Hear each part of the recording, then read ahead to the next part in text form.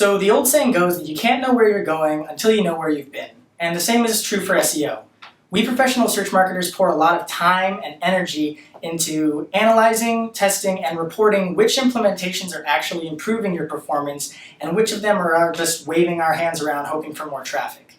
This is where a technical SEO audit is going to become very important, because in order to know which implementations are actually improving your performance, you need a baseline to compare your new data with. I'm Sean Martin, the Growth Marketing Manager here at Directive Consulting, and in this video I'm going to be walking you through the 6 main steps of every technical SEO audit and what to look for in each step.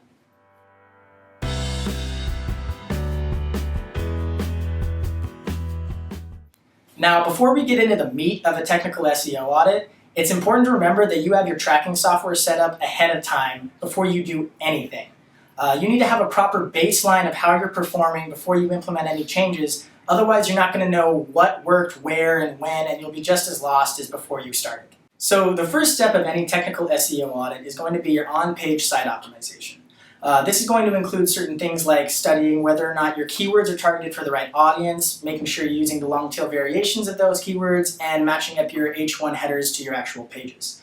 We'll address this in more depth in our next episode on an on-page site audit. So after you've gone through your on-page site audit, you can actually start combing through your actual content pages in your domain. These are going to be where your users are actually deciding the relevancy of your content, so you need to make sure you're targeting the right niche markets built around the right long-tail modifications of your primary keywords. A solid way to do this is to actually use sites like Answer the Public that will modify your keywords into actual user queries that you can use to directly answer.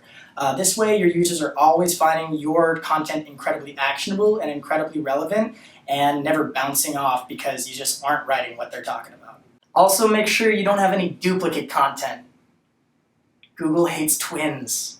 So if you're spending all the time and energy creating this content and targeting it to the right users, you're going to want to make sure that it's actually being found and evaluated by the Google bots.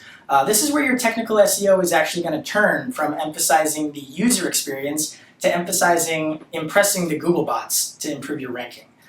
This is going to include things like making sure your content has the proper meta tags and H1, H2, H3 tags, making sure that you're not using any no-follow links if you don't mean to, and just making sure that every piece of content within your pagination is being found and evaluated and indexed by the bots to make sure that you're not creating things that just aren't improving your rankings at all. As I've addressed already, a technical SEO audit is kind of going to bounce back and forth between trying to impress your user and trying to impress Google. But a certain place where it's going to intersect is your internal linking strategy and your site architecture. A strong internal linking strategy is going to be built around connecting your different pieces of content to other relevant pieces of content, and a strong site architecture is going to be as flat as possible. What I mean by this is a flat site architecture usually limits its clicks to about 3 between its first landing page and its deepest piece of content, which means that your user isn't clicking 11 times from tab to tab to tab to get to the piece of content they want to find, and the same goes for a Google bot.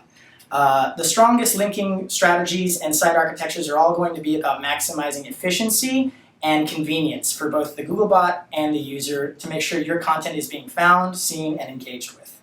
So before you start leaning back in your chair, you should know that your technical SEO audit will get very technical indeed at some point. The back-end technical issues and site speed are actually going to be one of the later steps of a technical SEO audit, but one of the most important.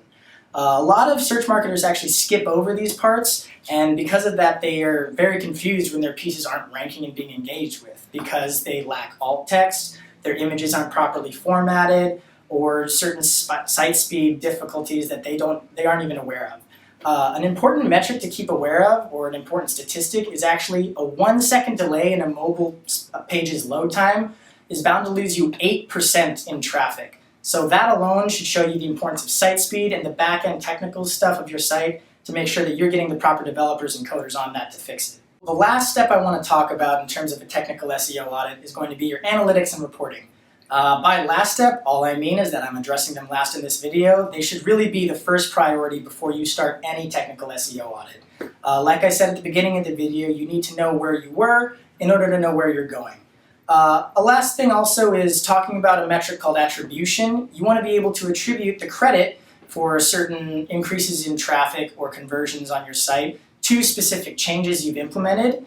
But if you aren't tracking and reporting, you aren't going to be able to know which content piece or which change to your site has caused the increase in traffic.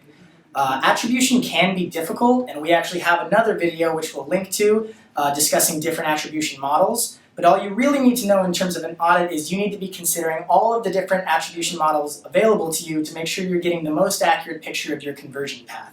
I hope these tips helped you out, and be sure to check out our last video on advanced keyword research, and stay tuned for next week to where we actually dive into an on-page site audit here at our action items. Thanks and have a nice day.